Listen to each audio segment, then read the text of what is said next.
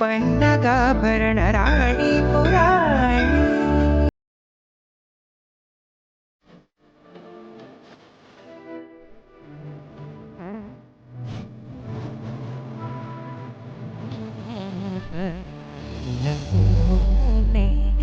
വിശാ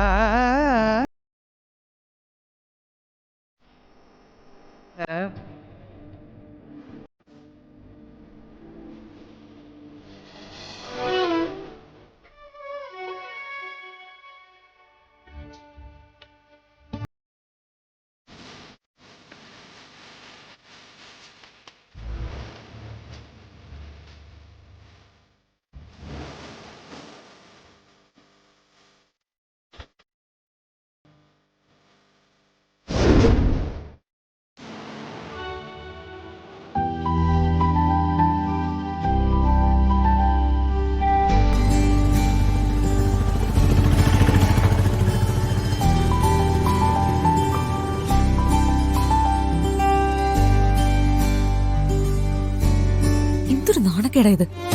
ഈ കലങ്ങളും വെച്ചോണ്ട് പെരുവഴിയിൽ നിൽക്കാന്ന് പറഞ്ഞ പ്രിയ, അങ്ങനെയൊന്നും പറയാൻ പാടില്ല. അവരെയൊക്കെ നോക്കി അമ്മയുടെ പ്രസാദം എത്ര ഭക്തിയോടെ അവർ ചേർത്ത് പിടിച്ചിരിക്കുന്നു. തുടങ്ങി ക്ലാസ് എടുക്കാൻ. ഒന്നാമതിന്റെ കൈ പൊള്ളിയിട്ട് പാടില്ല.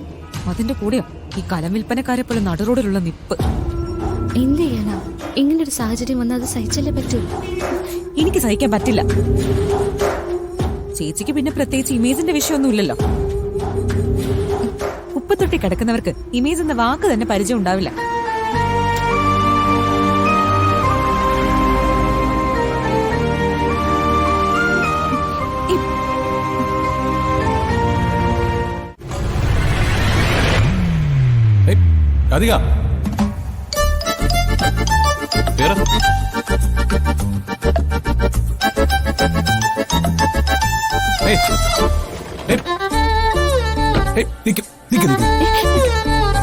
ഇത്രയും വലിയ ആൾക്കൂട്ടത്തിനിടയിൽ നിന്ന് കണ്ടുപിടിക്കാൻ ബുദ്ധിമുട്ടുമെന്നാ ഞാൻ കരുതിയത്. പക്ഷേ ഭാഗ്യം, പെട്ടെന്ന് വന്ന് വണ്ടി കയറി.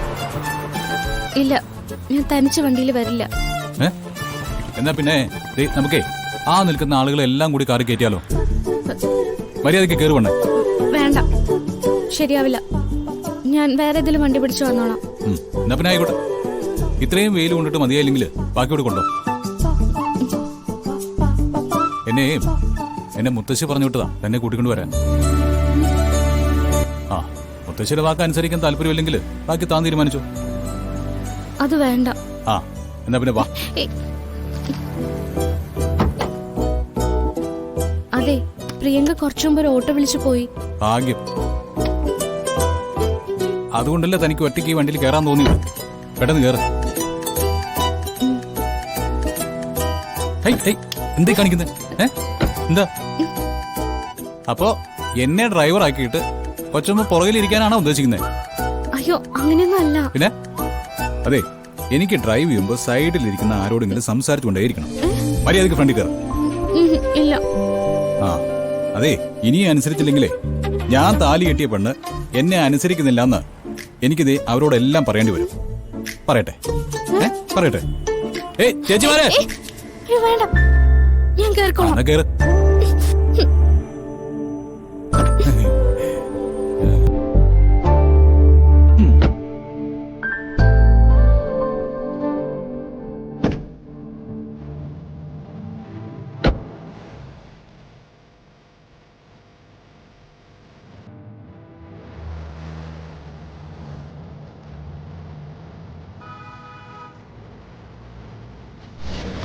ആ സീറ്റ് ബെൽറ്റ് കുറച്ച് ടൈറ്റാ.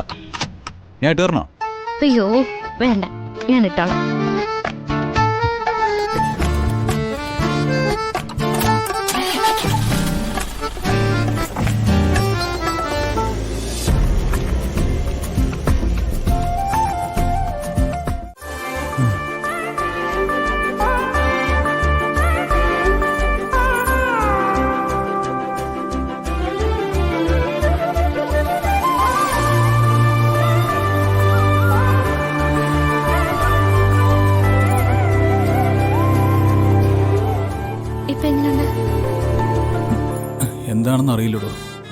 BP ഡൗൺ ആയതോ മറ്റോ.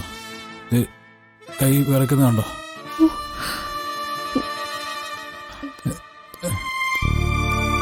ഇതാ മാഡം, വേറെന്തെങ്കിലും വേണേ പറഞ്ഞാൽ മതി.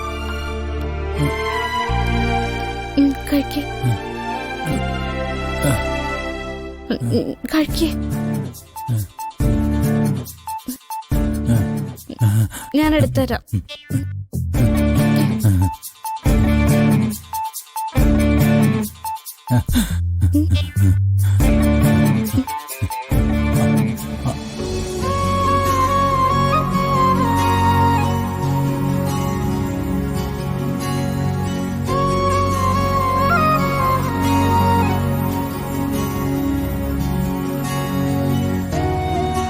ഇപ്പൊ കുറവുണ്ടോ? താൻ മരുന്ന് തന്നല്ലോ, പിന്നെ അസുഖം മാറാതിരിക്കും.